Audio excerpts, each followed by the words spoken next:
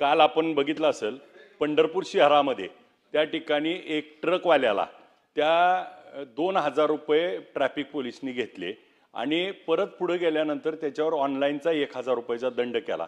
तो परत वळवून गाडी आणून रस्त्यात लावली आणि रस्ता रोको केला। 3-4 तास सगळ्या रांगाच्या रांगा लागल्या।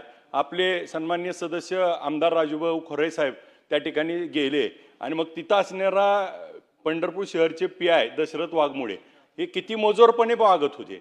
माझी आपल्या निमित्तानं अध्यक्ष महोदय विनंती आहे की या पीआय वरती पहिल्यांदा सस्पेन्शनची कारवाई करावी, कारण हे हप्ते घेऊन त्या ठिकाणी येणारी जड वाहतूक जे पंढरपूरमध्ये आता ब्रिजचं काम चालू आहे आणि अशा पद्धतीनं पंढरपूर शहरात येणारी जड वाहतूक रोखणं आणि मग ह्याच्यामधनं परवाच एक मुलीचा अपघात झालाय।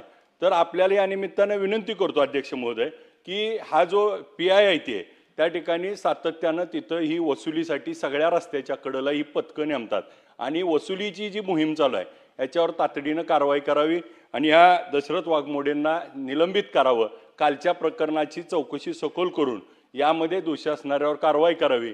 आणि याचबरोबर दुसरा एक विषय अध्यक्ष महोदय, आपल्याला देखील माहिती आहे की कोर्टीमध्ये एक अल्पवयीन मुलीवरती त्या ठिकाणी झालेल्या अत्याचार याची देखील सखोल चौकशी होऊन असे प्रकार होणार नाहीत याच्यासाठी अवेअरनेस वाढवण्याच्या दृष्टीने आपण काम करावं ही विनंती।